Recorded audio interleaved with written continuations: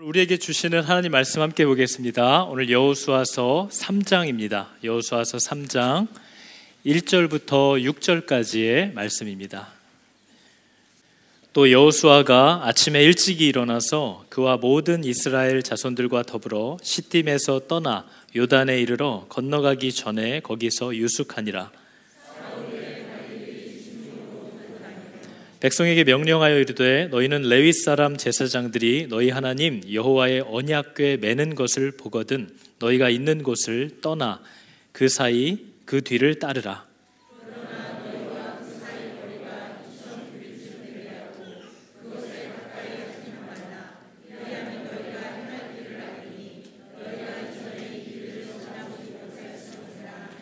여호수아가 또 백성에게 이르되 너희는 자신을 성결하게 하라. 여호와께서 내일 너희 가운데 기이한 일들을 행하시리라. 여호수아가 또 제사장들에게 말하여 이르되 언약궤를 메고 백성의 앞서 건너라 하매 곧 언약궤를 메고 백성의 앞서 나아가니라. 아멘. 자, 여러분 반갑습니다. 우리 앞뒤 좌우로 인사하겠습니다. 안녕하세요. 잘 오셨습니다. 자, 여러분 예배가 시작되면 또 습관적으로 피곤해지는 일들이 있습니다. 그러나 오늘은 정말 치열한 시간이라는 것을 항상 기억하시고 하나님의 말씀이 있는 곳에 얼마나 치열한 싸움이 있는가, 얼마나 사람들의 마음을 휘저어 놓으려고 하는 시도들이 있는가를 꼭 기억하셔야 됩니다. 겁을 주려고 하는 것이 아니라 그게 사실이고 그 가운데서 저와 여러분을 하나님이 지키시기를 원하시기 때문입니다. 자, 여러분 정신을 바짝 차리고 이 시간에 집중하시고 하나님의 도움을 구하실 수 있기를 여러분 축복합니다. 여러분 지금 여호수아서를 들어와서 읽고 있는데요. 여호수아서를 읽으면서도 느끼는 답답함이 있습니다. 에스겔서만 읽으면서 답답했던 것이 아니고요. 여호수아서에 하나님의 인도함이 시작됐는데 곧바로 느껴지는 답답함과 불안함이 있습니다. 그죠? 하나님과 함께 가고 있는데도 하나님의 방법들이 도무지 이해할 수 없어서 마음에 늘 불안함과 짓눌림을 갖게 되는 그런 일들이 내 안에 일어나는 것을 이제 보게 됩니다. 여러분 하나님이 그토록 기다리던 땅을 주시기로 했대요. 가나안 땅을 지금 눈앞에 두고 있습니다. 가지라는 거죠. 그런데 앞에 있는 요단강은 도대체 어떻게 하라는 건지에 대한 아무런 하나님의 지침이 나오질 않습니다. 그래서 이걸 읽으면서도 참 주실 거면 곱게 주시지, 그런 생각이 정말 들 정도로 뭐 하나 편하게 가는 일이 없어 보이는 거죠. 저기는 아주 와이에케 섬의 근사한 집을 너 가져라 했는데 정작 그 집주인은 금시초문이고 저 섬까지 어떻게 가야 할지에 대한 아무런 방법도 없습니다. 뭐 어떻게 하라는지를 알지 못하겠다는 거죠. 그래서 여러분 오늘 말씀 시작을 보니까요, 3장 1절에 이렇게 되어 있습니다. 여호수아가 아침에 일찍이 일어나 주시겠다고 하니까 출발했습니다. 그와 모든 이스라엘 자손들과 더불어 시딤에서 떠나 요단에 이르러 건너가기 전에 거기에서 유숙하니라. 거기 지금 건너가려고 와서 기다리고 있는데요, 며칠 동안 있었다고 나오죠. 뒤에 사흘 후에. 아니 하나님이 지금 고민을 하고 있는 게 아니잖아요. 어떻게 건너게 하지? 이걸 지금 하나님이 생각하시는 게 아니거든요. 근데 왜 와서 사흘 동안 3일 동안 이렇게 이 백성들은 아무것도 못하고 기다려야 할까요? 어떻게 해야 할지를 모르겠는데 하나님이 말씀을 주시지 않기 때문입니다. 그러니까 기다려야 하는 거죠. 머물러야 하는 거예요. 여러분 이게 너무나 힘든 일입니다. 요단강 앞에 가나안 땅을 앞에 두고 요단강을 두고 그 앞에 지금 200만 가까운 사람들이 와 있는데 어떻게 하라는 지침이 없습니다. 그 3일이라는 시간은 어떻게 보면 이 이스라엘 단합하려고 하는 공동체에 굉장히 치명적인 시간입니다. 여러분 오늘 말씀을 보면요, 이렇게 되어 있습니다. 여호수아서 3장 15절을 한번 보시겠어요? 요단강이요 곡식 거두는 시기에는 항상 언덕에 넘치더라, 이렇게 되어 있어요. 원래 요단강의 깊이는 보통 1m 남짓 정도 된대요. 그리고 폭은 한 30m 정도. 그러니까 그냥 웬만한 성인은 그냥 건너갈 수도 있는 그런 작은 강입니다. 그런데 오늘 본문 얘기하듯이 곡식 거두는 이 시기에는 물이 수위가 넘쳐나기 시작하면 보통 깊이가 3, 4m, 폭은 1.6km까지 길어지는 그런 범람하는 강이 된다는 거죠. 그러니까 여러분 가나안에 들어가라고 해서 왔는데 아침에 보노니 흉흉하게 흘러가는 강물 모습을 봐야 되고, 밤에 잠자리에 누워서도 그 흘러가는 소리를 계속 들으면서 위에서는 어떻게 해야 된다라는 아무런 지침이 없습니다. 이 3일 동안은 정말 원망과 절망과 불안함과 온갖 루머가 난무할 수 있는 그런 시간인 거죠. 여러분, 3일이니까 되게 짧아 보이죠? 별거 아닌 것 같죠? 근데 저와 여러분들이 기다리지 못해서 실수하는 것은 보통 1, 2초를 못 참아서 사고를 치는 거예요. 어떤 사람이 내 감정을 상하게 했을 때, 또 내 마음이 불안한 어떤 특별한 상황에 그 몇 초를 못 참아서 툭 던져버리는 말들, 확 질러버리는 행동 때문에 우리가, 어떤 사람은 평생을 후회하면서도 삽니다. 이 3일이라는 시간은 기껏 하나가 된 이 공동체를 정말 흔들어 버릴 수 있는, 그리고 그 리더십들에 대한 불신과 원망이 막 터져 나올 수 있는 그런 불안한 시기였다는 거죠. 그런데 여러분, 이런 일들을 하나님이 왜 우리 인생에 자꾸 주실까요? 결국 건너게 하실 건데 왜 이렇게 막연함 가운데 인간들이 3일 동안 별 생각을 다 해봤지 않겠습니까? 이거 하나님이 어떻게 건너라고 하실까? 뭐 이런저런 생각을 해봤지만 아마 절대 답이 안 나왔을 거예요. 근데 여러분, 오늘 그 여호수아서 3장에 보면 7절에 이런 말씀이 있습니다. 내가 오늘부터 시작하여 너를 온 이스라엘의 목전에서 크게 하여 내가 모세와 함께 있던 것 같이 너와도 함께 있는 것을 그들이 알게 하리라. 아, 이거는 사람이 할 수 없는 일이구나. 이것은 정말 하나님만이 함께 해주셔야 하는 일이구나라는 것이 고백될 수밖에 없는 그 자리들을 하나님은 성도의 삶에 만드신다는 거죠. 근데 우리는 그것을 굉장히 불편해하고 그것으로 인하여 하나님을 주로 원망하는 데 사용합니다. 그러나 하나님은 저와 여러분과 세상도 저거는 안 되는 건데 라는 결론에 다다를 때까지 침묵하신다는 거죠. 그 누구도 방법을 찾을 수 없는 기간, 그런 후에 이것은 하나님이 하셨구나 하는 것을 고백할 수밖에 없는 일들을 하나님은 늘 우리의 삶에 계획하신다는 거예요. 여러분, 그때 기쁨으로 그 시간을 인내할 수 있는 믿음이 있기를 여러분 축복합니다. 그 일들을 지금 하나님께서 우리 앞에 행하고 계시대요. 성도의 절망과 무능, 그것이 하나님의 온전히 드러날 수 있는 최고의 환경이라는 걸 얘기하는 거죠. 근데 여러분, 지금 요단강 앞에 와 있는데요, 오늘 본문도 얘기하듯이 이 길은 아무도 가본 적이 없는 길이에요. 이 길에 대하여 이럴 때는 어떻게 해야 되는 거야 라고 얘기할 수 있는 사람이 아무도 없다는 겁니다. 그죠? 오늘 본문에 3장 4절에 이렇게 나와 있습니다. 그리하면 너희가 행할 길을 알리니 너희가 이전에 이 길을 지나보지 못하였음이니라 하니라. 너희들 중에 누구도 이 길을 이럴 때는 어떻게 해야 된다고 얘기할 수 있는 사람이 아무도 없는 길이라는 거예요. 근데 여러분, 우리의 삶이 거의 다 이렇습니다. 그죠? 이러한 길을 이제 시작을 해야 하는데 하나님께서 3일간 침묵을 하고 있다는 거죠. 근데 여러분, 정말 정직하게 한번 생각해 보세요. 여러분 같으면 절대절명의 위기에 지금 처해서 이걸 빨리 해결해야 되는데 어떻게 할지 내가 생각해도 방법이 없고요, 그 누구도 혹은 믿었던 리더들도 이거 어떻게 해야 되는지를 알지 못하고 있어요. 그럼 여러분들은 어떻게 행동했을 것 같습니까? 여러분들은 어떤 말을 했을 것 같습니까? 지금 그 시간을 여기서 보내고 있다는 거죠. 여호수아의 심정은 어땠을까요? 그 3일 동안 200만 명은 저기서 그 물 흐르는 소리를 밤낮으로 들으면서 불안해서 수근수근하고 있는데 어떻게 해야 될지 여호수아도 아직 듣지를 못했어요. 그 심정이 어떠할까요? 그게 저와 여러분이 이 땅을 살아가면서 가정 안에서 일을 하면서 언제나 느끼는 심정입니다. 어떻게 해야 할지를 알지 못하는 거죠. 왜냐하면 이 길은 처음 가보는 길이거든요. 그래서 보통 이런 상황을 우리가 만나면 대부분의 성도들과 대부분의 믿는 자들의 가정과 교회들은 이때 거의 다 무너집니다. 아, 도저히 어떻게 할지를 못하겠다. 그죠? 그래서 여러분, 존 칼빈이라고 우리가 잘 아는 그 사람이 하나님이 우리에게 주시는 불확실함에 대해서 이렇게 얘기를 합니다. 하나님의 계획과 작정하신 것은 측정이 불가능해서 하나님이 말씀으로 우리에게 직접 보여주시려고 주신 것 외에는 알 수도 없지만 알려고 하면 미궁에 빠져 헤어나지 못한다.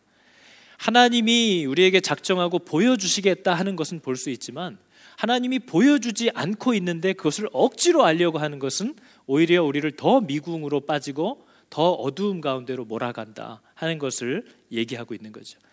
그러니까 여러분, 믿음의 사람들이 이걸 다 알고 있다는 거예요. 아, 하나님이 보여주지 않으면 방법이 없구나. 하나님이 말씀을 안 하고 계시면 어떤 다른 방도가 없는 거구나. 그러나 교회나 가정이 무너지는 이유는 방법이 없는 때에 잠잠히 하나님을 주목하는 일에 신경을 쓰지 않고 어떻게든 좀 해봐 하고 싸운다는 겁니다. 이 3일이 바로 그런 시간이었다는 거죠. 여러분, 하나님이 응답을 안 하고 있어요. 3일 동안. 이거 제일 원망스러운 사람은 아마 여호수아일 거예요. 말을 해야 되는데 말할 거를 주지 않는다는 거죠. 여러분, 이럴 때 우리의 마음이 얼마나 답답하고 하나님에 대해서 야속합니까? 이래서 나 더 이상 예수 못 믿겠다 하시는 분들도 있어요. 내가 그렇게 기도를 하는데 하나님이 응답을 안 해주더라. 내가 그렇게 하나님의 뜻을 구하는데 침묵하더라. 어떻게 하나님이 나한테 그러실 수가 있냐 하고 하나님을 떠나버린다는 거죠. 근데 여러분, 이런 신앙은 처음부터 신앙이 아니었을 가능성이 굉장히 많습니다. 여러분, 존 파이퍼 목사가 이런 얘기를 했거든요. 결혼이 불행한 이유. 결혼이 불행한 이유는 상대방에게 선을 베푸는 것에서 더 이상 행복을 느끼지 않기 때문이다. 이렇게 얘기를 하고 있어요. 원래 우리가 처음 결혼을 하려고 사귈 때는요, 내가 저 사람에게 뭔가를 해주면서 느끼는 기쁨이 있습니다. 그게 좋아요. 나로 인해 저 사람이 막 좋아하는 거, 웃는 거, 행복해하는 거, 그게 나의 기쁨이에요. 모든 성도의 부르심이 이와 같아요. 여러분, 저 여자 때문에 내가 행복해지고 싶다. 저 남자면 나를 행복하게 해줄 수 있을 것 같아. 이것은 하나님이 얘기한 결혼과 정반대되는 의도들입니다. 성경은 언제나 우리의 만족은 누구로 말미암는다고 얘기하죠? 싫으시겠지만 꼭 참고 한번 얘기해 보세요. 우리의 만족은 오직 누구로부터 온다고 성경은 얘기하죠? 예수 그리스도로부터만 우리의 만족이 가능하다라는 걸 얘기해요. 그렇기 때문에 여러분이 만약 예수를 믿는데도 만족이 안 돼서 어떤 여자, 어떤 남자를 통해서 만족을 얻으려는 마음에 휩싸여 있다면 예수님도 만족시키지 못한 그런 여인을 만족시킬 남자는 세상에 없다라는 거예요. 예수님도 만족시키지 못한 남자를 만족시켜줄 수 있는 여자는 없습니다. 그래서 그 결혼은 시작부터가 무너져 있는 거라는 거죠. 하나님과의 관계도 같아요. 하나님과의 관계는요, 하나님은 늘 우리에게 무언가를 주시면서 영광을 받으십니다. 늘 우리를 만족해 하심으로 하나님은 기쁨을 얻으세요. 그런데 하나님이 우리에게 요구하는 것도 마치 그와 같은 것이거든요. 나도 하나님을 그렇게 사랑합니다.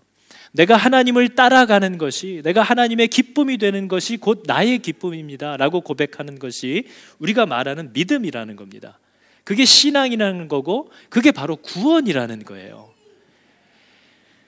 그동안은 남편이 나한테 늘 뭔가를 해줬는데 올해는 가방을 사주지 않았으므로 나는 더 이상 이 남자와 살 수 없다. 이것은 처음부터 그 관계가 사랑이 아니었다라는 걸 얘기하는 거예요. 그죠? 사랑이라는 것은 뭔가를 해주지 않았기 때문에 더 이상 이 사람과는 함께 할 수 없다라는 것은 사랑이 아니에요. 우리가 자식들을 대할 때 그 사랑을 가장 강렬하게 깨닫죠. 우리가 자녀를 향한 사랑이 뭐예요? 그리 아니하실지라도잖아요. 그죠? 네가 그리 아니하실지라도 나는 내가 네 옆에 있는 게 좋다. 내가 너를 살펴주고 돌봐주는 게 좋다. 그게 진짜 사랑이거든요. 하나님이 저와 여러분과 원하는 사랑이 바로 그런 사랑입니다. 그렇기 때문에 여러분, 우리가 예수 믿는다고 하면서 주님을 사랑한다라고 고백하면서 하나님이 응답을 안 해줘서 난 더 이상 못 따라가겠어, 하나님이 침묵하니까 나는 믿을 수가 없어 한다라는 건 시작부터 그랬을 가능성이 많다라는 거죠.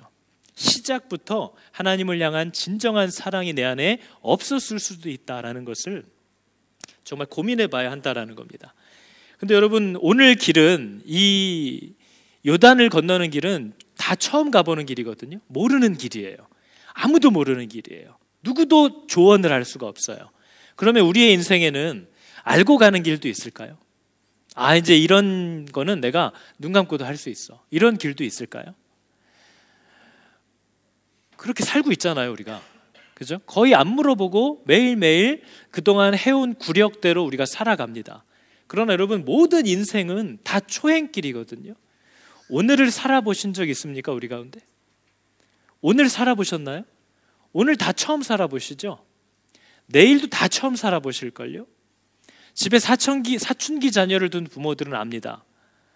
집에 갱년기 부모가 있는 아이들은 알아요. 오늘의 엄마가 어제 그 엄마인지 알 수가 없어요. 이 엄마는 오늘 체험해 봐야 돼요. 저 딸은 어제는 그랬는데 오늘은 또 어떤지 몰라요. 나는 이 딸을 오늘 처음 만나는 거예요. 나는 이 아이와 오늘 처음 살아보는 거예요. 여러분, 저와 여러분이 과거에도 했던 일인 것 같지만 그 비슷한 똑같은 일을 오늘 만났다고 해도 그것이 과거와 늘 똑같이 된다라고 누구도 장담할 수 없습니다. 우리는 오늘 그 일을 처음 만나는 거예요. 그래서 하나님은 언제나 물으라고 하는 겁니다. 그러나 우린 다 그렇게 묻지 않고 해봤어. 저거 내가 알아. 여름 성경학교를 내가 몇 번 해봤는지 알아? 나한테 맡겨. 머릿속에 다 있어. 그러나 오늘 저 아이들과 함께하는 여름 성경학교는 처음이에요. 심지어는 그 아이들도 오늘 컨디션이 처음이라는 거예요. 누구도 알 수 없어요. 그래서 여러분, 성경은 항상 우리에게 이렇게 얘기합니다. 시편 32편 8절 말씀이 이렇게 얘기하죠. 내가 너의 갈 길을 가르쳐 보이고 너를 주목하여 훈계하리로다. 하나님이 우리의 갈 길을 가르쳐 보여주겠대요.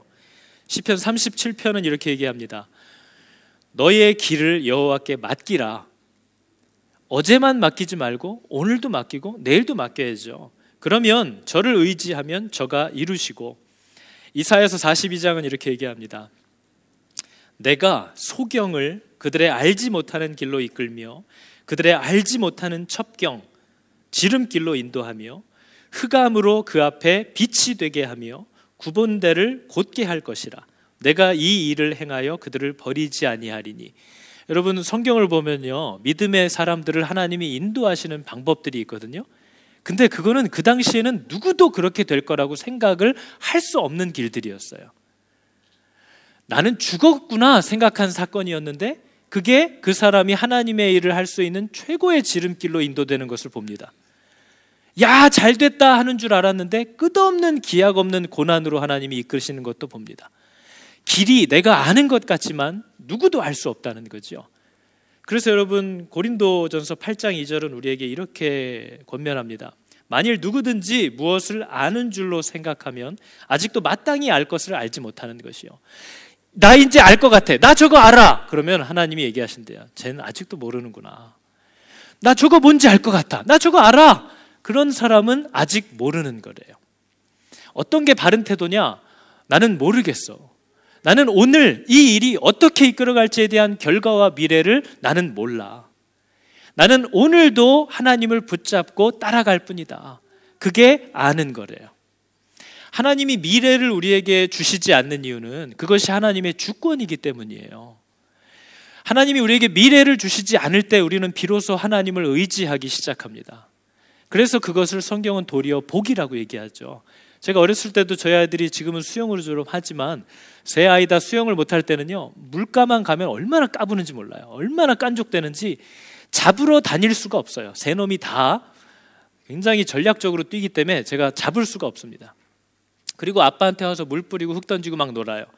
그런데 그때 제가 할 수 있는 유일한 방법은 새 놈을 잡고 깊은 데로 들어가면 끝나는 거죠. 그럼 뭐 부르지 않아도 다 저한테 매달립니다. 그리고 뭐 저한테 감히 장난을 친다고요? 절대 못하죠.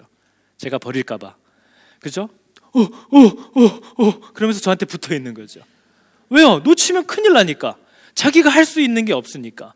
자기가 의지할 건 아빠밖에 없으니까 감히 아빠한테 장난질도 못해요. 그리고 말 잘 들을 거야? 네네네. 절로 나오죠, 뭐 아주. 그게 뭐예요? 그 깊은 곳이라는 곳이 주는 은혜예요. 하나님이 우리에게 주시는 은혜라는 것은 미래를 보여주고 알겠지? 자, 가봐 하고 우리를 당신으로부터 떠나보내는 게 아니에요. 당신이 복의 근원이기 때문에 우리가 하나님과 함께 하는 게 복이에요. 그래서 하나님은 우리가 하나님을 붙잡을 수밖에 없는 복된 환경들을 성도에게 계속 준다고 얘기합니다. 근데 우리는 그것을 나에게 왜 이러시나이까 라고 얘기를 하죠. 그죠? 뭐가 복인지에 대한 이해가 없다라는 거예요. 그래서 여러분, 하나님이 너희가 처음 가보는 길을 날마다 살아가게 될 텐데 이렇게 하면 너희가 어떻게 행해야 될지에 대한 길을 알게 될 거다. 이 말씀을 오늘 하신 거예요. 모르는 길은, 처음 가보는 길은 이렇게 가는 거야. 다시 말해서 네 인생은 이렇게 살아야 하는 거야 하는 것을 우리에게 가르쳐 주고 계세요. 여호수아서 3장 3절과 4절 말씀입니다. 이렇게 따라오래요. 너희는 레위 사람 제사장들이 너희 하나님 여호와의 언약궤 매는 것을 보거든 너희가 있는 곳을 떠나 그 뒤를 따르라. 이거예요. 첫 번째, 하나님이 같이 있을 땐 모르겠지만 만약에 그분이 일어나서 너를 떠나거든 너도 네가 있는 곳을 떠나 그것을 따라가야 한다라고 얘기해요. 여기서 떠나라는 말은 말뚝을 뽑다라는 뜻이라고 합니다. 뭐예요? 다 말뚝을 박아놓고 천막을 치고 생활을 하기 때문에 떠난다라는 말은 말뚝을 안정되고 내가 원했던 그곳에 뿌리를 내렸던 그 말뚝을 뽑아 들고 하나님이 가시는 곳으로 따라가라는 거예요. 그게 초행길을 갈 때, 모르는 길을 갈 때 첫 번째 해야 되는 일이래요. 여기까지는 이해가 되죠? 근데 두 번째 말이 좀 특이합니다. 뒤를 따라오래요. 그러나 너희와 그 사이, 하나님의 언약궤 사이의 거리가 2000규빗쯤 되게 하고 그것에 가까이 하지는 말라. 이렇게 얘기하고 있어요. 여러분, 규빗이라는 건 손끝에서 팔꿈치까지의 거리래요. 한 45cm에서 큰 사람은 50cm. 2000규빗은 대략 900m, 한 대략 1km 정도 되는 거리를 두어야 한다라는 것을 얘기하고 계세요. 왜 그럴까요? 여러분, 오늘날 예수 믿는 사람들이 굉장히 잃어버리고 놓치고 있는 것 중에 큰 게 뭐냐면요, 하나님을 사랑한다, 하나님을 친밀히 대한다라는 것은 과거보다는 훨씬 좋아진 것 같아요. 근데 하나님을 두려워함이 없습니다. 여러분, 고린도전서에 보면 사랑의 조건 중에 하나가 뭐죠? 사랑은 무례히 행치 않는다라고 얘기하거든요. 근데 여러분, 오늘날 예수 믿는 사람들은 그걸 마치 자기와 하나님과의 친밀함으로 가장하는 경향들이 있어요. 아유, 하나님 아시죠? 제 마음 아시죠? 제 속 아시죠? 하고 하나님한테 막대하는 사람들이 있어요. 하나님 하면서 하나님과 약속했던 거, 하나님 내 사정 내 상황 아시잖아요. 내 마음 아시죠? 에이, 하나님 나 사랑하면서 하고 친밀한 척을 하지만 자기 멋대로 하나님을 대하는 게 어떻게 보면 오늘날 특히 젊은 사람들의 신앙의 모습들 가운데 하나예요. 하나님을 두려워하는 것이 하나님을 사랑하는 방법에 반드시 포함되어 있습니다. 여호와를 경외하라라는 말의 경외는 영어로 하면 청년들이 더 잘 알겠죠? 뭐죠? Fear God이에요. 하나님을 두려워하라는 얘기예요. 하나님을 사랑하는 방법은 그분을 말할 수 없는 친밀함, 그분이 내게 보여주신 사랑에 감격하지만 또 그분을 그만큼 가까이 친밀하게 대할 수 있지만, 내 속의 감정과 생각을 여과 없이 그분에게 열어드릴 수 있지만, 그럼에도 불구하고 우리가 반드시 지켜야 할 그분을 두려워하는, 그분과의 약속을 준수하려고 하는 그 자세가 반드시 있어야만 한다는 것을 얘기하고 있어요. 그러지 않은 사람들이 하나님의 인도함을 받기는 어렵습니다. 까불면서 하나님 나 아시죠? 했다가는 하나님이 와서 제일 먼저 나를 때릴 거라는 거죠. 내가 너를 칠까, 내가 너를 격돌할까 두려워하라, 이렇게 얘기하시거든요. 그래서 여러분, 오늘날 우리들이 보는 흔한 신앙 중에는 하나님을 너무 물로 본다는 거예요. 그냥 내 감정과 마음이 조금 어려우면 하나님과 했던 약속이고 뭐고 다 해놓으면서 다 취소하면서 하나님 내 사정 아시잖아요 하고 어리광만 부리려는, 그냥 하나님을 다 받아주는 그런 호호 아줌마처럼, 할아버지처럼만 생각하는, 그러나 하나님을 두려워하는 마음이 우리들에게 없다라는 거죠. 그래서 여러분, 지금 이 이스라엘 사람들은 되게 심각한 문제를 만났거든요. 해결할 수 없는 일이잖아요. 그런데 이럴 때 답을 우리는 원합니다. 답을 원해요. 해결책을 원해요. 그러나 꼭 하나님은 희한한 걸 요구합니다. 오늘 여호수아 3장 5절에 보면요, 여호수아를 통해서 하나님이 답을 달라는 백성들에게 첫 번째 요구한 건 이거예요. 여호수아가 또 백성에게 이르되 너희는 자신을 성결하게 하라. 여호와께서 내일 너희 가운데에 기이한 일들을 행하시리라. 하나님 이거 도저히 사람의 방법으로는 안 되는데요. 그럼 하나님이 특별한 방법을 통해서만 하셔야 돼요. 그 기적과 그 응답이 일어나기 위해서 하나님이 제일 먼저 요구하는 건 우리의 성결함이라는 거예요. 내가 너에게로 다가가야 하는데 내가 너에게 가까이 가도 문제가 없도록 준비하라는 거예요. 거룩하게 하래요. 하나님이 오셨을 때 책 잡힐 것을 보이면 다 정리하래요, 빨리. 그래야 하나님의 기이한 일을 네가 보게 될 거래요. 근데 우리는 도와줘요 하는데 그분이 오셨을 때 혼나게 될 모든 잘못된 일들은 하나도 돌이키려고 하지 않아요. 예전에도 저희 막내가 늘 그랬거든요. 저희 막내는 과일 좋아해요. 뭐 먹어라 그럼 신나서 뛰어와요. 근데 손이 거의 딱 풀이잖아요. 애들이 막 오면 너 손 씻고 와. 손 씻고 오면 줄게. 그럼 아야 먹고 씻을래 그래요. 그럼 이제 그때부터 실갱이가 시작되는 거죠. 손을 닦고 오면 준다. 먹고 씻을게. 안 줘. 지금 이 실갱이에요. 내가 너에게 네가 요구하는 거, 네가 필요한 걸 줄 건데 손을 씻어 깨끗하게 하고 와.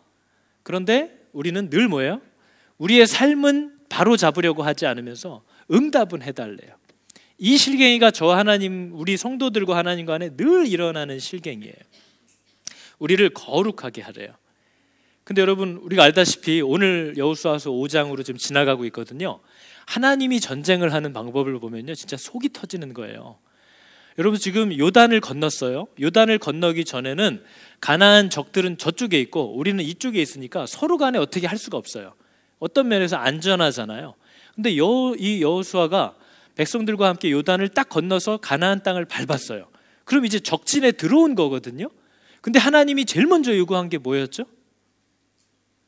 뭘 요구하시던가요? 오늘 말씀을 보니까 할례를 받으래요. 남자들이 싸워야 되는데 할례를 받으래요. 거기서 적진의 땅에서. 그러니까 여러분, 우리는 하나님 지금 빨리 도와주셔야 돼요 하는데 하나님은 너와 나와의 관계를 먼저 바로 세우래요. 이거 여러분이 제일 듣기 싫어하는 거잖아요. 그죠? 제가 아무리 얘기를 해도 목사님은 저 얘기를 하시겠지 하고 제껴두는 그 대답. 나와 하나님과의 관계에 틀어진 순위를 바로 해라 하는 것이 하나님이 적진의 땅에서도 당신의 백성들에게 요구했던 거예요. 할례를 받으면 며칠 동안 무방비 상태가 돼요. 싸울 수가 없어요. 그런데 할례를 받으래요. 나와의 관계를 먼저 세우래요. 그리고 할례가 끝나니까 이제 뭐 하래요? 유월절을 지키래요. 정말 가지가지 하죠. 유월절 지키래요. 이제는 그 땅에서, 적진에서. 근데 여러분, 할례의 의미가 뭐죠? 할례는, 구약시대의 할례는 신약시대의 세례와 같아요. 내 생명이 하나님으로부터 말미암았고 이제 내 생명은 그분에게 완전히 속해 있다라는 것을 고백하는 행위예요. 할례는. 유월절은 뭐예요? 우리의 생명이 어떻게 이 땅에서 보존되느냐? 어린 양의 피로 인하여 우리가 생명을 보존한다. 예수 그리스도가 우리의 생명에 보존하시는 능력이고 도움이 된다. 그분만이 우리를 살리신다 하는 그 고백이 유월절이에요. 그게 우리가 전쟁을 할 때, 문제를 갖고 씨름할 때 제일 먼저 해결해야 할 일이라는 거죠. 내 생명이 어디서 말미암았는가? 이 땅에서 나를 지키시는 것 무엇인가? 어린 양의 보혈. 내가 그 안에서 살아야 한다. 이것을 먼저 확인하래요. 그게 적진의 땅에서 하나님이 제일 먼저 하신 일이에요. 그러니까 여러분, 교회 안에서도 우리가 많은 사람을 만납니다. 믿음이 좋다. 밖에서도 그렇죠. 예전에 목사였어요. 나는 어디 장로예요. 나는 어디 권사예요. 나는 집사예요. 다 믿음을 얘기해요. 독실한 분이라고. 근데 여러분, 성경이 얘기하는 믿음이 좋다라는 뜻이 뭘까요? 거룩하다, 영적이다라는 말이 뭘까요? 여러분, 영적이다, 믿음이 좋다라는 말은요, 이 사람이 하나님의 지배를 받고 있다라는 말이에요. 믿음이 좋다, 영적이다라는 것은 이 사람이 하나님의 다스림을 받는 사람이다라는 뜻이에요. 그래서 여러분, 절대로 하나님이 기뻐하시지 않는 일이다라는 것을 알기 때문에 목구멍까지 올라온 욕지거리를 꿀꺽 삼키는 사람이 영적인 사람인 거예요. 정말 가고 싶은 자리인데 거기 가면 또 유혹을 받아서 사고를 칠 것 같아서 그 자리를 거절하는 게 바로 영적인 거예요. 여러분, 거짓말을 할 수가 없어서 사실대로 말하고 손해를 본 후에 괴로워하는 그 사람이 영적인 사람인 거예요. 성경이 말하는 믿음이 좋다라는 건요, 성경 66권의 흐름을 꿰고 주일날 와서 주보 설교 제목만 봐도 내용을 막 넘겨짚을 수 있고 하나님이 뭘 기뻐하시는지 뭘 싫어하시는지를 잘 분별하는 게 영적인 게 아니에요. 그건 바리새인들도 다 했던 거예요. 그게 영적인 게 아니에요. 신비한 꿈을 꾸는 게 영적인 게 아니에요. 하나님의 음성에 민감한 게 영적인 게 아니에요. 하나님을 아는 그 지식에 실제적으로 지배를 받는 게 영적인 거예요. 하나님의 말씀에 다스림을 받는 사람을 거룩하다고 하는 거예요. 그게 믿음이 좋다고 얘기하는 거예요. 근데 우리는 다 거짓말해요. 말씀의 다스림을 받아서 자신의 삶을 날마다 개혁하고 새롭게 하려는 싸움은 이미 멈춘 사람들이 분별과 말과 지식으로만 내가 거룩하고 믿음이 좋고 영적이라는 싸움을 하는 그런 추한 시대를 살고 있다는 거죠. 그건 전혀 영적인 게 아니에요. 그 사람의 삶을 봐라, 그 사람의 주변을 돌아봐라 하는 거예요. 그 사람의 중심을 보라 하는 거죠. 그래서 여러분, 하나님이 얘기하는 거룩함이라는 건요, 그 말의 뜻 자체가 그거예요. 거룩함은 하나님이 좋아하시는 게 많죠. 이것도 하나님 괜찮아 좋아하시는 거고 이것도 인정하시는 거예요. 그러면 이 중에 아무거나 해도 괜찮구나 하는 건 거룩함이 아니에요. 그게 하나님의 뜻을 행한다 해도. 성경이 말하는 거룩한 건요, 다 하나님이 기뻐하시는 거라 할지라도 그 가운데에서도 구별해서 진짜 하나님이 최고로 좋아하는 참 하나를 얻기까지 끝까지 구별하려는 자세를 거룩함이라고 하는 거예요. 이것도 해도 되고 이것도 해도 되는데 나는 하나님이 이 중에 그래도 어떤 것을 가장 원하실까를 구별해서 그 참 하나를 하나님께 드리려고 하는 것, 그게 거룩함이에요. 거룩하래요. 내가 믿는 사람이니까 이 정도 생활하면 괜찮겠지는 거룩함이 아니에요. 내가 어떻게 하면 더 하나님이 기뻐하시는 자리로 갈 수 있을까를 날마다 구별하려고 하는 사람, 그게 거룩한 거예요. 그게 하나님이 저와 여러분에게 요구하는 거래요. 그러니까 여러분, 모르는 길 가는 법이 오늘 뭐예요? 하나님을 두려워하고 하나님을 따라가면서 자신을 성결하게 하래요.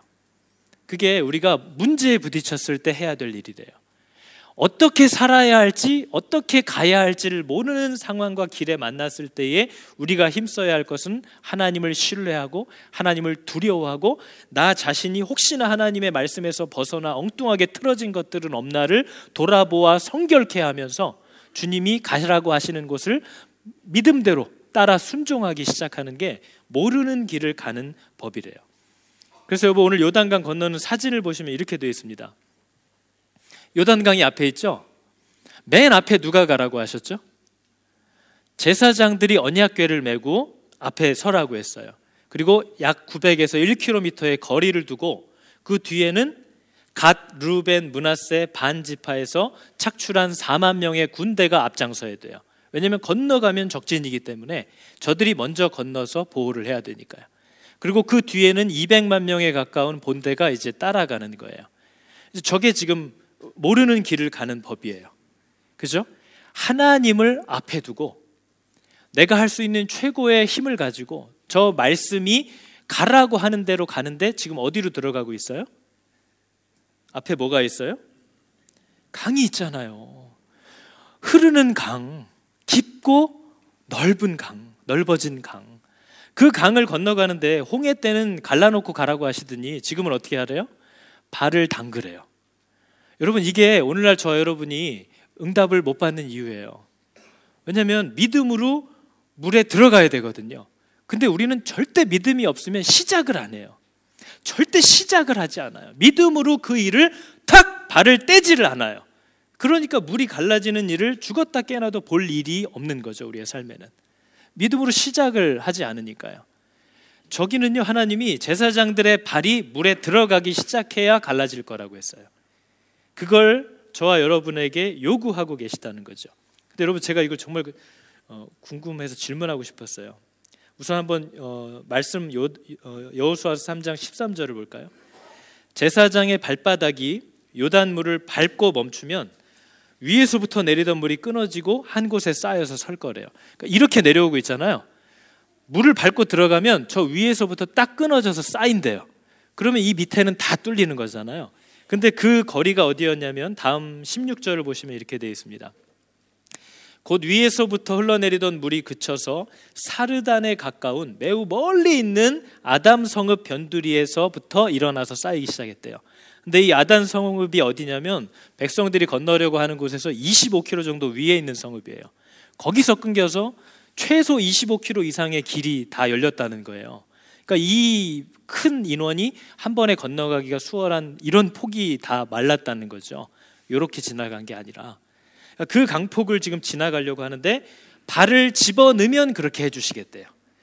콱콱콱콱 막 쏟아져가는 저 강물에 제사장들이 그 무거운 걸 어깨에 메고 발을 딱 집어넣으면 그때 해주시겠대요. 그래서 제가 질문하겠습니다. 정말 정직하게 한번 대답해 보세요. 여러분은 만약에 하나님이 요단강에 발을 집어넣으라는 건 대단한 믿음이지만 그렇게 순종했을 때 딱 해주신 게 아니라 순종하면 발을 하나 넣으면 이렇게 해주겠다는 걸 미리 알려주셨어요. 그죠? 발을 넣으면 물을 끊어주겠다라는 약속을 주셨어요. 만약에 여러분은 여러분의 인생에서 하나님이 너 이렇게 믿음으로 순종하면 내가 물을 멈추게 해줄게 라고 되어질 일을 알게만 해주시면 순종하시겠습니까? 모른다면 모르지만 내가 이렇게 하나님 말씀대로 순종했을 때 이렇게 해주시겠다고만 나한테 알려주시면 미리, 그러면 나는 순종할 수 있다. 손 들어보세요. 어떻게 사시려고? 알려주면 순종할 수 있을까요? 혹시 여기서 나는 알려만 주면 순종할 수 있다라고 생각하시는 분이 계시면, 그런 믿음이라면 성경을 보고 좀 그대로 하시기 바랍니다. 그럼 성경을 보고 약속한 대로 사시면 됩니다. 알려주고 있잖아요. 하나도 알려주지 않으신 것이 없어요. 네가 이렇게 하면 나는 이렇게 하리라, 네가 저렇게 하면 나는 저렇게 하리라. 하나님은 다 약속을 했어요. 알려줬는데 믿지 않죠. 믿음이 없죠. 억울하죠. 손해볼 것 같죠. 그게 우리의 믿음의 현 주소라는 거예요. 발을 담그래요. 그러면서 여러분, 이 요단강의 기적은 물이 끊어진 게 기적이 아니고요, 더 신기한 기적이 있습니다. 여호수아서 3장 17절을 보시면 이렇게 되어 있습니다. 여호와의 언약궤를 맨 제사장들은 요단 가운데 마른 땅에 굳게 섰고 그 모든 백성이 요단을 건너기를 마칠 때까지 모든 이스라엘은 그 마른 땅으로 건너갔더라. 땅이 어떻대요? 여러분, 물이 방금 딱 끊어졌으면 땅이 어때야 되죠? 진흙투성이어야 되잖아요. 근데 물이 딱 끊어졌는데 땅이 말라 있대요. 요단강 끊어진 것까지는 내가 봐줬는데 요건 또 안 받아들여지시죠? 아이고, 내가 그거까지는 어떻게 믿어보려고 했는데 젖은 물 흘러가던 땅이 말라 있었다라는 걸 내가 어떻게 믿나? 만약에 그게 좀 마음에 부대끼시는 분은 우선 창세기 1장 1절을 건너오시기 바랍니다. 창세기 1장 1절은 하나님이 아무것도 없던 곳에서 태초에 모든 것을 창조하신 분이라고 얘기를 합니다. 그게 우리 신앙 고백의 시작이에요. 하나님이 태초에 모든 것을 창조하신 분이다. 근데 오늘 이 기적은 물이 끊어졌는데 그 넓은 강바닥이 다 말라 있어서 제사장들도 그 말라 있는 땅을 밟고 서 있고 사람들 200만 명도 그 마른 땅을 밟아서 다 지나갔다는 거예요. 그 기적을 그들이 체험했다는 거예요. 그죠? 그러니까 여러분 인생에서도 지극히 상식적인 것들만을 기대하면서 사는 것이 아니라 때로는 내가 이해하지 못하고 다 보지 못하였을지라도 하나님이 내 인생에서 정말 될 수 없는 일들을 여러 곳에서 일하시면서 나를 돕고 계시는구나 하는 것을 믿고 또 기대하면서 사시나요? 아니면 그런 건 아예 기대를 안 하고 그런 기적 따위는 던져버리고 사시나요? 여러분, 우리가 살아오면서 하나님이 정말 놀라운 기적들을 행하고 삽니다. 제사장들은 이렇게, 여러분 제사장들의 사진 한번 보시겠어요? 제사장들이 저 무거운 걸 어깨에 메고요 200만 명이 다 건널 때까지 강 가운데 저러고 서 있었어야 됐어요. 힘들까요? 안 힘들까요? 지금 아기 안고 예배 드리는 엄마들도 막 기절할 것 같죠? 근데 저거를 저렇게 메고 백성이 지나가려면 최소 서너 시간 이상 걸려야 되거든요. 저렇게 서 있어야 되는 거예요. 저걸 누가 해야 된다고요? 믿음의 공동체에서? 자기가 믿음 좋다고 하는 사람들은 저걸 해야 돼요. 제가 믿음 좋으신 분들은 차를 멀리 세우시라고 이제 전에도 한번 얘기 드렸잖아요. 믿음이 좋은 만큼 차를 주차장에서 멀리 세우셔라. 그랬더니 집에다 세워놓고 걸어오려고 하시는 분도 있더라고요. 그 믿음을 그렇게 나타내는 거죠. 그래서 여러분, 이런 것들이 교회 안에서도 한국에 가보면요, 잘하고 있는 교회들은요, 교회의 장로님들이나 모든 직분자들이 다른 일을 하는 게 아니에요. 종으로 세웠단 말이에요. 그 폭염에 또는 한파에 주차 관리하고 허드렛 일 다 하시는 분들이 다 직분자들이에요. 그거 하라고 세우는 거예요. 섬기라고. 완전히 무너져 버렸죠. 저들은 저걸 들고 제일 먼저 들어가야 되고요, 제일 나중에 나와야 돼요. 모든 사람들이 다 건너가는 것을 볼 때까지 저들은 거기서 기다려야 돼요. 왜냐하면 그게 하나님이 하시는 일이거든요. 앞서가시고 고통 가운데 함께 계시고. 찬양하시죠? 하나님께로 더 가까이 갑니다. 고통 가운데 계신 주님. 이게 뭐죠? 고통을 당할 때 하나님이 저 위에서 보는 게 아니고요, 그 고통 가운데 같이 계신다는 거예요. 체휼하신다는 거예요. 너만 아픈데 다 아플 때까지 기다려준다가 아니라 그 고통의 자리에 한가운데 들어와서 같이 느끼신다는 거예요. 그게 하나님의 우리에게 이 사건에서도 보여주는 내용이에요. 가장 두려운 곳, 처음 가보는 그 길의 중심에 끝까지 우리가 지나갈 때까지 서서 바라보시는 분, 하나님이라는 거죠. 여러분, 이것을 기억하시기 바랍니다. 혼자 있는 게 아니라는 거죠. 그래서 여러분, 우리의 인생이 어떻게 살아야 할지를 다들 알지 못해요. 다들 어디로 가야 할지를 잘 알지 못한다는 거죠. 뭘 하고 살아야 하는지를 알지 못해요. 그런데 여러분, 오늘 이 여호수아가 건너면서요, 마지막 5장 6장으로 이제 넘어가면서 보면 강바닥에 있던 돌들을 하나씩 가지고 나와서 이렇게 쌓아 놓으라고 하거든요. 그러면서 한 명이 가져오는 게 아니고요, 12지파에서 한 명씩 나와서 한 개씩만 가져오래요. 왜냐하면 다 기억해야 된다는 거예요. 그래서 어깨에다 하나씩 메고 나올 정도는 뭐 그렇게 큰 것도 아니에요. 하나님이 우리에게 요구하는 제단은 우리가 없는 걸 요구하지도 않습니다. 하나님이 예비한 걸로, 준 걸로 하라고 하세요. 그래서 하나님을 섬기는 제단은 늘 검소하고 사람의 인위적인 노력을 필요로 하지 않아요. 마음만 있으면 돼요. 그래서 그 돌들을 가져와서 쌓아놨어요. 그러더니 이걸 어떻게 사용하래요? 네 자녀들이 이게 뭐냐고 묻거든 그때마다 가르쳐 주래요. 여러분, 이게 교회의 절기의 목적입니다. 여러분, 우리들도요, 하나님의 은혜를 받아도 다음 날만 돼도 까먹어 버려요. 이게 어떤 은혜였는지를 자녀들에게 알려주래요. 왜냐하면 이 자녀들은 또 이런 식으로 요단강을 건널 일은 없어요. 그러나 저 자녀들도 살다 보면 건널 수 없는 인생의 문제를 만나게 될 거거든요. 그때 그들이 필요로 해야 되는 분이 누구인지를 가르쳐 주라는 거죠. 여러분, 마지막으로 저희가 볼 건데요, 마가복음 8장에 보면 예수님이 정말 화가 나셨던 때가 있습니다. 글로 읽으니까 우리가 느낌을 못 느껴서 그렇죠. 제자들이 배를 타고 가는데 서로 의논하다가 무슨 얘기를 했냐면요, 우리한테 먹을 게 없다라는 얘기를 또 했대요. 떡이 없음이로다 하거늘 예수께서 아시고 이렇게 얘기하시더래요. 너희가 어찌 떡이 없음으로 수군수군 되느냐? 아직도 알지 못하며 깨닫지 못하냐? 마음이 둔하냐? 눈이 안 보이냐? 귀가 안 들리냐? 기억이 안 나냐? 지금 계속 저렇게 얘기하시는 거예요. 지금 왜 저렇게 화를 내시는 거죠? 다음 절을 보시면 이렇게 되어 있습니다. 내가 떡 5개를 5,000명에게 떼어줄 때 몇 바구니 남았니? 12바구니 남았습니다. 또 그럼 7개, 떡 7개로 4,000명에게 떼어줬을 때 그때는 바구니보다 더 큰 거예요. 몇 광주리가 남았냐? 7광주리가 남았습니다. 아직도 깨닫지 못하느냐? 이게 무슨 말이에요? 내가 떡의 공급자다 하는 얘기를 하는 거예요. 배를 탔는데 떡의 공급자인 내가 같이 타고 있는데 왜 또 떡이 없냐고 걱정을 하냐는 거예요. 그래서 뭐래요? 위에서 아직도 알지 못하냐? 깨닫지 못하냐? 마음이 둔하냐? 눈이 안 보이냐? 귀가 안 들리냐? 기억을 못 하겠냐? 왜 문제가 일어날 때마다 내가 다 그렇게 풍성히 해주었는데도 똑같은 문제가 또 오면 또 똑같은 짓을 하고 있냐 하는 얘기예요. 안 보여? 기억이 안 나? 안 들려? 안 깨달아지냐? 무지하냐? 바보냐? 얘기를 하고 있는 거예요. 내가 공급자고 얼마나 남았냐 그동안? 얼마나 채워줬냐? 그 공급자가 너와 함께 하는데 왜 또 떡이 없냐는 얘기를 또 하고 있냐는 얘기를 하는 거예요. 기억하라는 거예요. 기억하라고. 옆 사람한테 이렇게 얘기해 주세요. 믿음은 기억력입니다. 기억이 나는 게 믿음이에요. 성령이 해주시는 일이 하나님이 우리에게 약속하신 것을 기억나게 하시는 일이에요. 믿음이에요. 그게 바로 적재적소에 성령께서 내가 반드시 순종해야 될 하나님의 말씀과 지혜를 떠오르게 해주시는 것, 그 성령이 하시는 일 가운데 하나예요. 그래서 우리가 너무 믿음이 없대요. 마음이 둔하냐, 못 깨닫냐, 안 보이냐, 안 들리냐, 기억지 못하느냐, 몇 바구니 남았냐, 몇 광줄이 남았냐.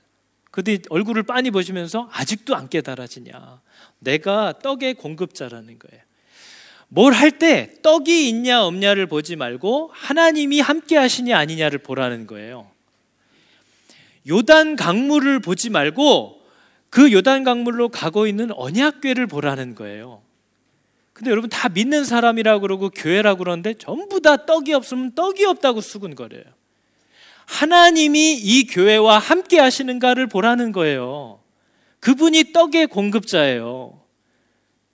하나님은 멀리 버려놓고 떡이 없어 또 이러고 산다는 거죠. 교회들이, 가정들이, 성도라는 사람들이. 그래서 나는 고기 잡으러 가노라 하고 하나님을 떠나가더라는 거예요. 그게 저와 여러분의 현실이라는 거죠. 근데 여러분 지금 이스라엘 사람들은 막 마음이 시달려 죽을 것 같아요. 막 기다려야 돼. 또 대답이 왔다는데 뭔 말도 안 되는 대답이 왔어요. 적진에 또 은혜로 들어오긴 해서 감사는 한데 무슨 또 할례를 받으래요. 그때도 아마 엄청 말이 많았을 거예요.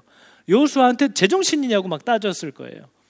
지금 적진에 들어와서 할례를 받는 게 말이 되냐? 엄청 그들은 괴로웠을 거예요. 그런데 여러분 우리가 가나안에 들어갈 때도 이스라엘 사람들이 정탐꾼들을 보내잖아요. 여리고 성이나 가나안 사람들은 이 이스라엘 200만 명이 들어온다고 그러는데 정탐꾼을 보낼까요 안 보낼까요? 그들도 지금 다 보고 있는 거예요.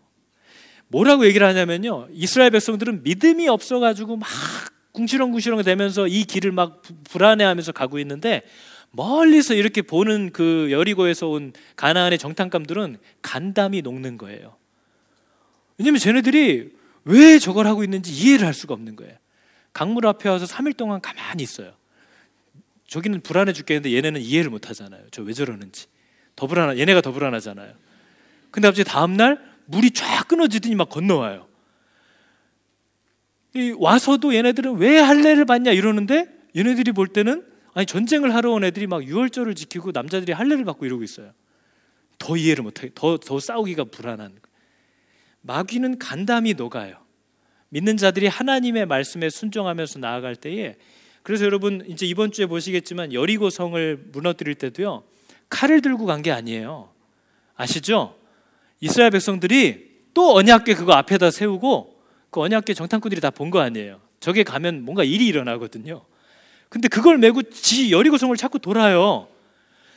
여러분 놀라운 건 전쟁은 물에서 누가 건너온다 그러면 군대가 그 강변에 진을 치고 막 먼저 때려 죽여야죠. 여리고성 밖으로 아무도 나오질 않는 거예요. 이스라엘은 이때에도 유명한 나라였거든요. 왜냐면 다 쓰레빠 신고 노숙자들이 막 어슬렁어슬렁 다니는데 아무 나라도 그 나라를 못 이기는 거예요. 막 칼을 들고 철병거를 들고 갔는데도 그 노숙자들을 못 이겨요. 칼이 없는데 왕벌이 날라와서 막 벼락이 쳐서 막 적군들이 흩어져요. 그러니까 이미 유명한 나라예요. 이 나라는 이상한 애들, 이상한 아이들. 여호와라는 이름을 자꾸 부르는데 저 법궤가 가는 곳마다 이상한 일이 일어나는. 그러니까 이 사람들의 간담은 지금 막 녹고 있는 거죠. 전의를 상실하는 거예요. 여리고 성 문을 열고 나올 생각도 못해요. 여러분 이게 저와 여러분이 이 땅을 살아갈 때 해야 될 일이에요. 이걸 하라고 약속을 맺었다는 거죠. 명령대로 가라. 명령대로 가면 기이한 일을 볼 거야. 그런데 기이한 짓을 네가 자꾸 하니까 그죠? 아무 일이 일어나지 않는 거죠. 여러분 나의 가는 길이라는 찬양은 아마 거의 다 아실 거예요. 나의 가는 길 누가 인도하신대요? 주님 인도하시네. 근데 불안한 건 이겁니다. 그는 보이지 않아도. 여기가 제일 불안한 거죠. 그분은 보이지가 않는다는 거예요. 그러나 그 보이지 않는 분이 날 위해 일하시네. 이것을 얘기합니다. 그러면서 가라 하시는 거죠. 여러분 인생은 다 초행길입니다. 믿으시기 바랍니다. 어제 했던 일이 오늘 똑같이 먹혀 들어가지 않습니다. 어제 만났던 사람이 오늘 또 새로운 다른 마음을 갖게 될 수도 있고요. 늘 해봤던 일인데 이상하게 요즘은 그게 또 안 먹혀요. 특이한 일이죠. 그죠? 초행길이에요. 오늘을 처음 살아보실 겁니다. 여러분 오늘 집에 가셔서 가족들과 식사를 하시면 아마 오늘 가족들하고 저녁 식사하시는 거는 태어나서 처음이실 거예요. 그죠? 오늘 가족들하고 저녁 드시는 건 처음일 거 아니에요. 태어나서. 내일 아침 식사하시는 것도 태어나서 처음 해보시는 거예요. 그래서 누가 필요한 거예요? 그래서 하나님이 필요한 거예요. 그분이 우리의 길을 인도해 주신대요. 그리고 우리 같이 찬양할 때 정말 이것이 나의 고백이 되기를 원합니다. 하나님이 나의 길을 인도하십니다. 광야의 길을 만드시는 분입니다. 고백하시기 바랍니다. 나의 가는 길, 나의 가는 길 주님 인도하시네. 그는 보이지 않아도 날 위해 일하시네. 주 나의 인도자 항상 함께 하시네. 사랑과 힘 베푸시며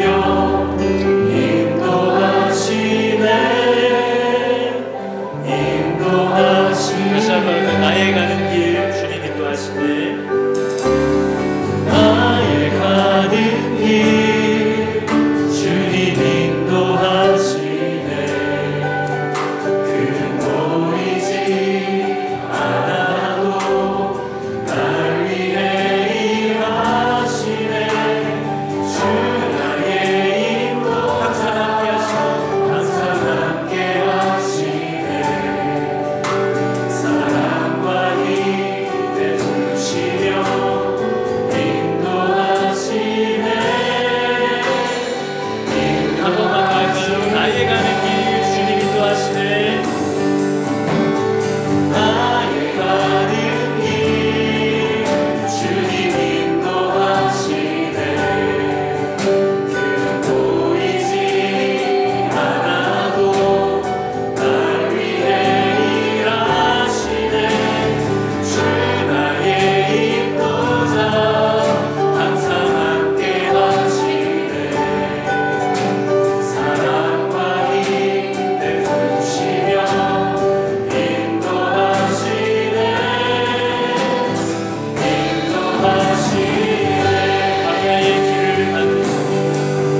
광야의 길을 만드시고 나를 인도해. 사막에 만드시고 보라. 하늘과 땅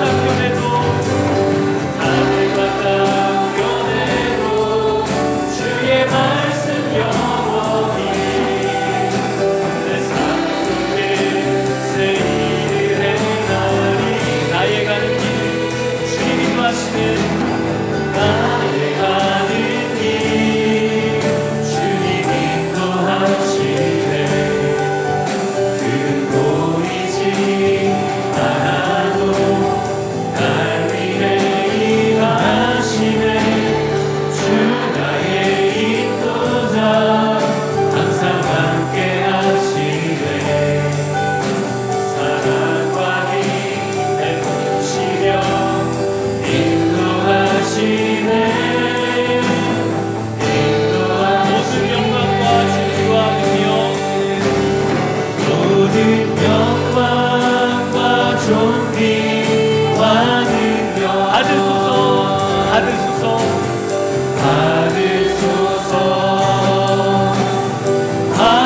받으소서. 영광과 존귀와 능력 받으소서. 주님 받으소서. 그리스도 모든 영광과 존귀와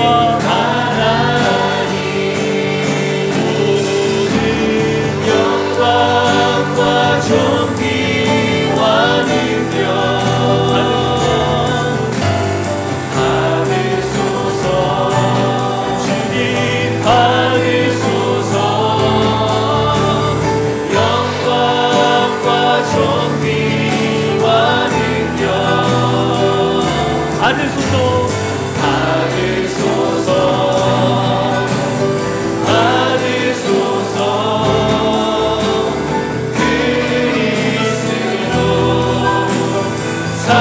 마지막으로 한 번 더 찬양합니다. 모든 영광과 존귀와 능력, 모든 영광과 존귀와 능력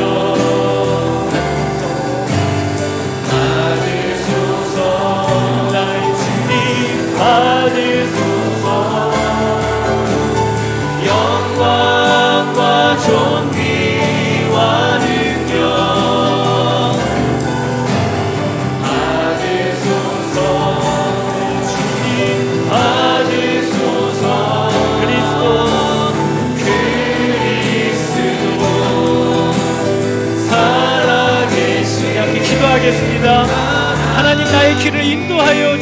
믿음을 주십시오. 우리 함께 기도하겠습니다. 하나님 내가 너무나 믿음 없이 살고 있음을 돌아봅니다. 하나님 조금만 문제가 나타나고 믿지 못하고 신뢰하지 못하여 내 방법대로 내 상황대로 아버지 그렇게 내 경험대로 가는 일들이 얼마나 많은지 알지 못합니다. 요단 강물을 바라만 봐도 마음이 덜컥 내려앉아서 온갖 불평과 원망과 시기의 말들이 내 입 밖으로 터져나오고 세상적인 내가 할 수 있는 모든 수단과 방법을 찾느라 하나님 앞에 나를 정결하게 하는 것을 잃어버리는 삶을 아버지 내가 살아가고 있음을 고백하고 주님 나를 불쌍히 여겨주시옵소서. 내가 어떻게 살아야 하는지를 주님 가르쳐주시기를 원합니다. 하나님 나는 곤고한 사람, 정말 나는 불쌍한 사람이요 하나님이 날마다 나를 붙잡아 주시지 않으면 언제나 다른 길로 달려가는 아버지 그런 사람임을 고백합니다. 아버지 나를 불쌍히 여겨주시고 나를 붙잡아 주시옵소서. 주 예수 그리스도의 강권하시는 은혜가 정말 우리 모든 성도들의 마음을 시원케 하고 내 마음을 활짝 열어 하나님을 따르게 하는 아버지 이 일들이 나타나게 하여 주시옵소서. 아버지 나의 믿음 없음을 내가 오늘 알았습니다. 하나님 내가 정말 하나님의 말씀에 부족하고 연약한 자임을 아버지 깨닫고 나아가는 주님 나를 긍휼히 여겨주시옵소서. 하나님 나를 붙잡아 주시기를 원합니다. 주님의 사랑이 주님의 은혜가 언제나 날마다 나를 강권하시니 내가 진실로 하나님이 없이는 살 수 없다고 고백할 수밖에 없습니다. 하나님 나를 불쌍히 여겨주사 우리 성도들의 마음이 하나님을 향하여 새롭게 되게 하시고 믿음으로 주님을 죽기까지 따르는 고백이 나타나게 하여 주시옵소서. 내가 하나님을 알지 못한 모습을 아버지 안타까워하고 답답해하오니 하나님 나를 불쌍히 여겨주시옵소서.